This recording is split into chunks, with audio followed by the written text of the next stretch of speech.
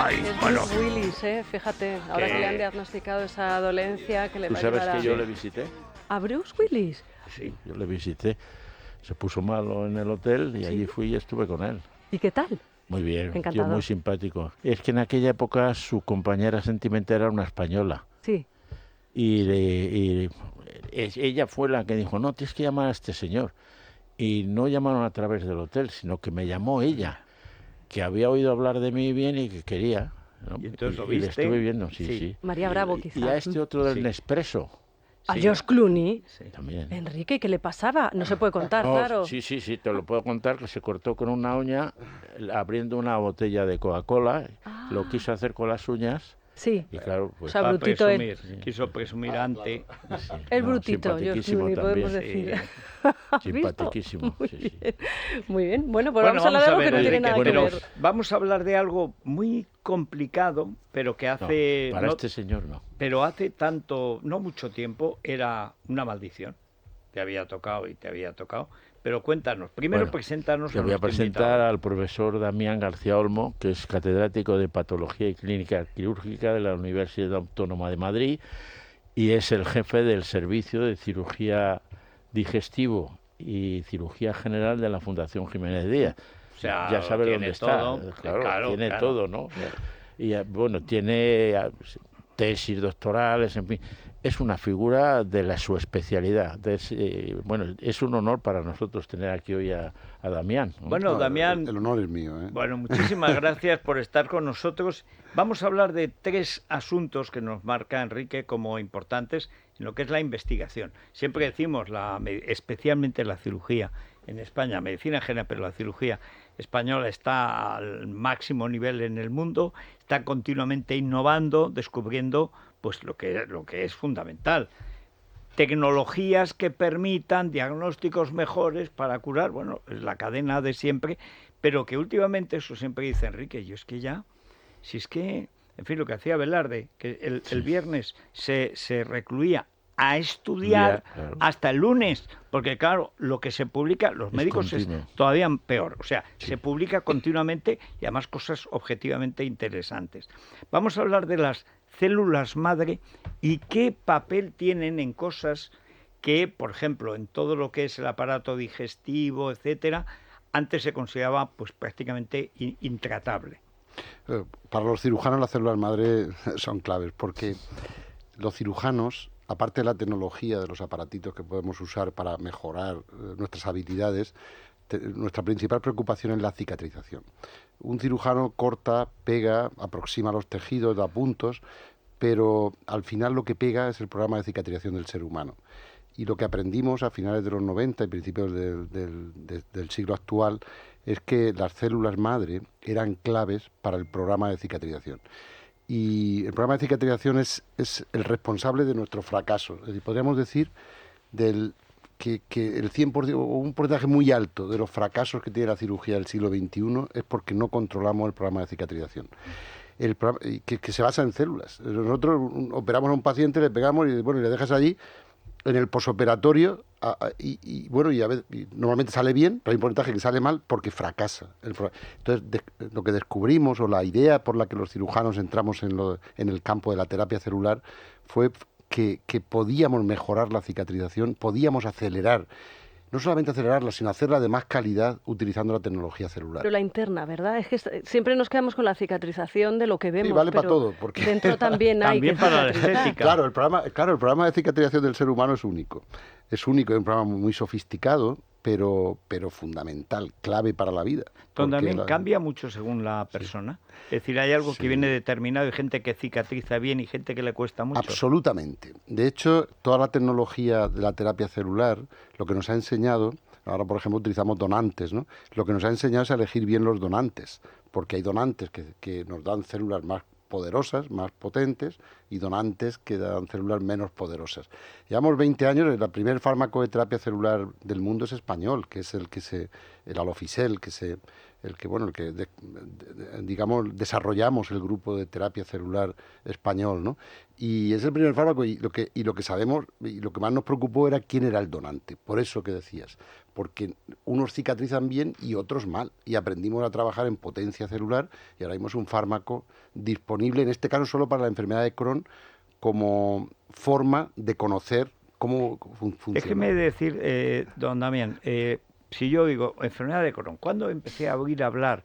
Pues tal, por una persona que conocí, pero hace como 20 o 30 años, que me dijo, es una enfermedad muy mala, porque continuamente les tienen que ir cortando el intestino y haciéndolo, nunca acaban de tal, y sin embargo dicen que muy al final, en algunos casos, pues eso se estabiliza, y si no se cura, por lo menos se detiene, y por lo tanto ya tienen que tal. Eso era hace, digo, 20, 30 años. En estos momentos, si alguien que nos está oyendo ahora y nos sigue muchos médicos, dice, bueno, enfermedad de Crohn, ¿cuál es el estadio actual, desde el punto de vista del cirujano, del investigador, de la enfermedad de Crohn? Pues la enfermedad de Crohn está dentro del espectro de las enfermedades autoinmunes, que son un reto para la medicina increíble, porque es el sistema inmunitario actuando contra ti mismo, y en este caso actúa contra su tubo digestivo. A finales de los 90 hubo una revolución muy grande porque se descubrieron unos fármacos biológicos que son capaces de controlar esa autoinmunidad. Y eso ha sido un cambio radical, absolutamente radical, y hace que la gran mayoría, yo diría más del 90% de los pacientes no van a necesitar grandes cirugías. Se van a tratar perfectamente bien. Ya ni siquiera llegar a la cirugía. No. ¿Es un fármaco ingerido? ¿Son pastillas? Normalmente ¿inyecciones? Son inyecciones y además requieren control. Y esto está desarrollado de tal manera que la enfermedad de Crohn está en el mundo de los gastroenterólogos, no ya de los cirujanos.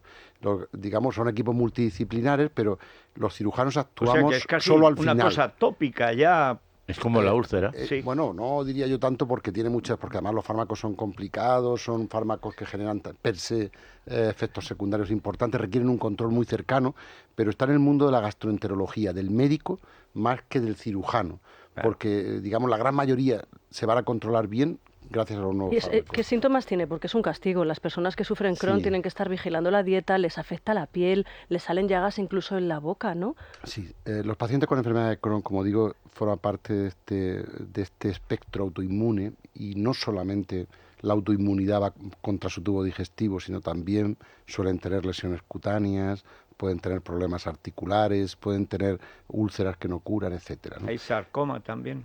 Bueno, la relación con el cáncer también hay una cierta relación con el cáncer en general, y especialmente con el cáncer del tubo digestivo, que es más frecuente en algunos. Pero realmente el control actual yo creo que permite ser muy optimista, ¿no?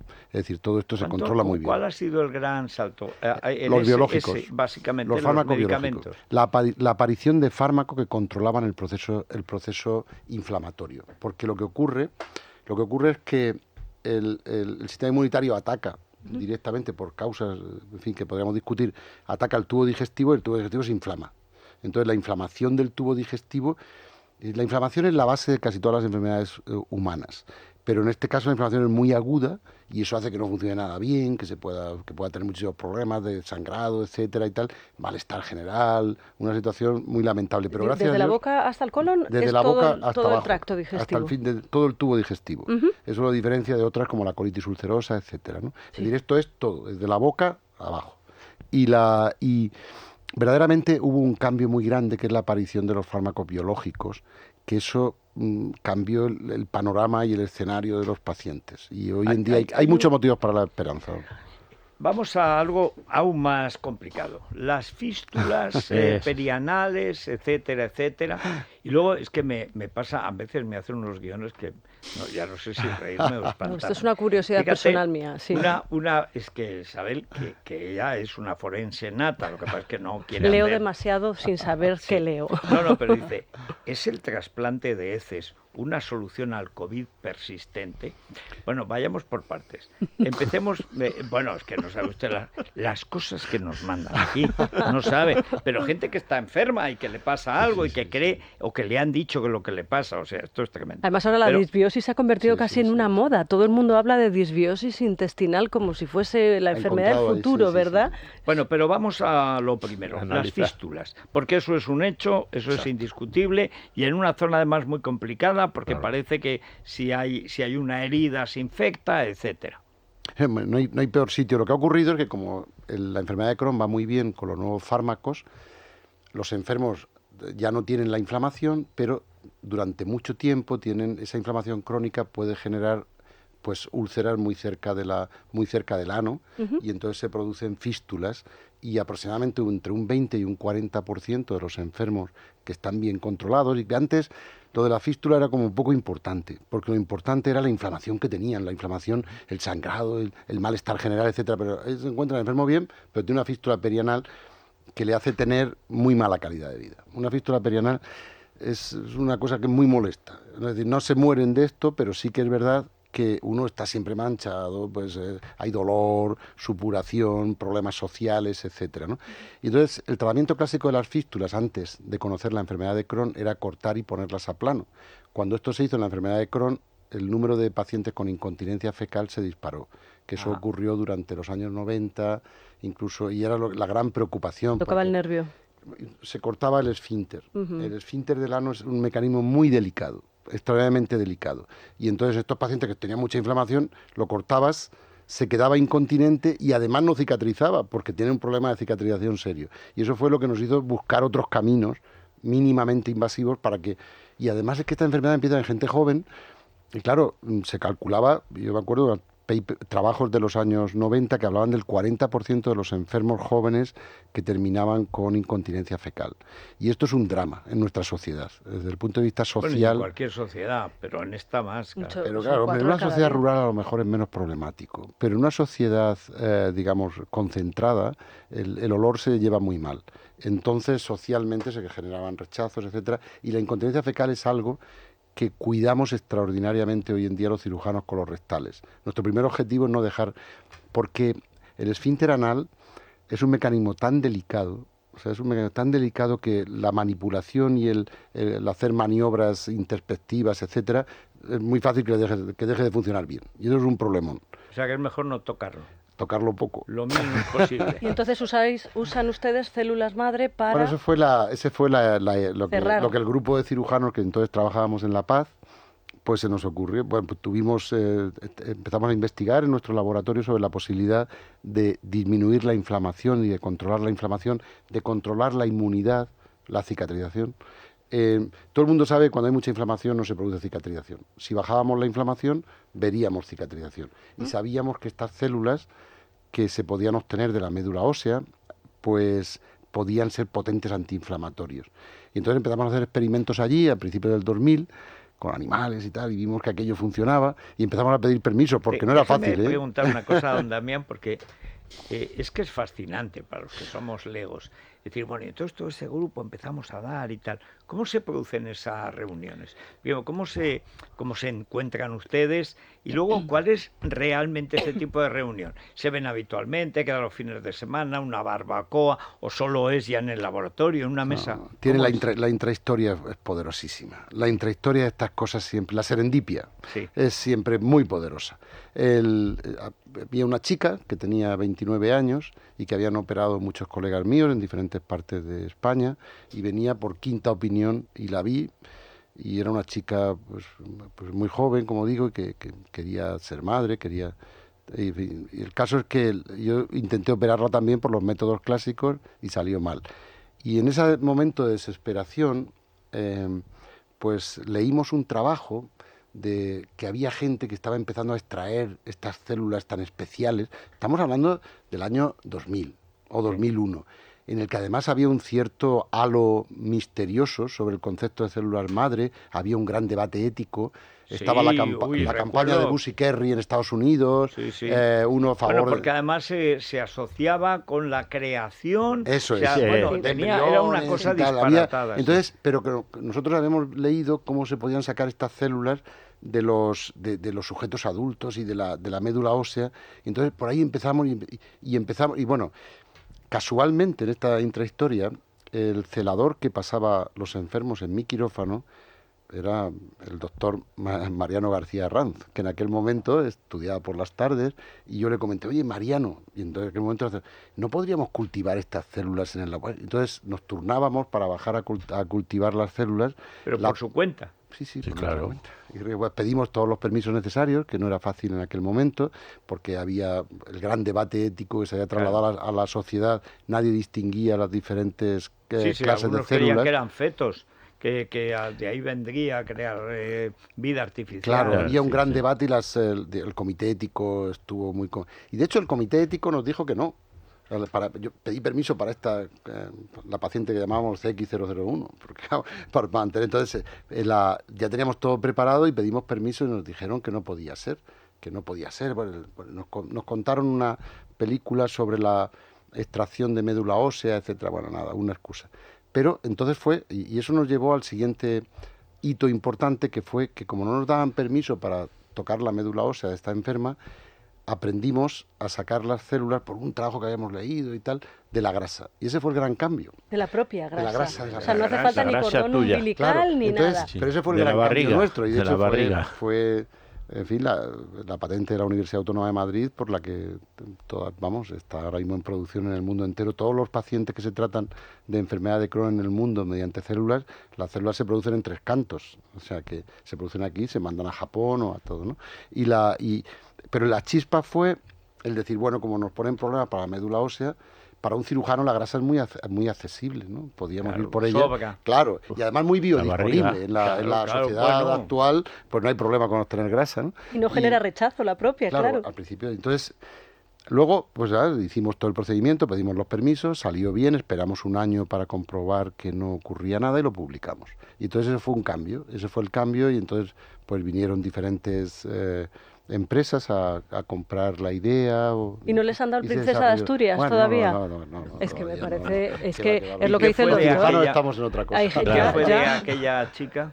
Muy bien, se curó. Bueno, ahora con el tiempo nos damos cuenta que tuvimos la suerte de los audaces o la suerte del novato, porque sabemos que en esas condiciones solo se cura entre el 50 y el 60%, pero aquella enferma se curó, y tengo por ahí muchas fotos con sus 2 hijos, pero 5 o 6 personas de cada 10. Si no se hubiera curado, ahí hubiera acabado nuestra investigación, ya, ¿no? Sí. Pero la suerte de los audaces y la suerte del novato. Es que eso es la investigación. Y a partir de ahí ahora estamos aproximadamente en un 70% de cura y se han tratado más de 1.000, yo creo. Bueno, qué historia tan maravilla. Bonita. Tiene que volver el muy doctor. Española y es muy de aquí, ¿no? Porque todo se fabrica. A mí me sorprende ahora mismo la fábrica que está, como digo, en 3 cantos. Lo compró la 7ª multinacional mundial, que se llama Takeda. Compró la fábrica y pagó por ello a empresas españolas, pero toda la producción internacional se hace en 3 cantos. Y bueno, y con donantes españoles. Qué maravilla. Lo del COVID. Sí. A ver, yo es que ya no sé, como ha puesto una cara, digo, a ver muy si brevemente, esto es como se está utilizando el trasplante de heces para algún tipo de enfermedades relacionadas con... Esto es lo de moda, o sea, la moda...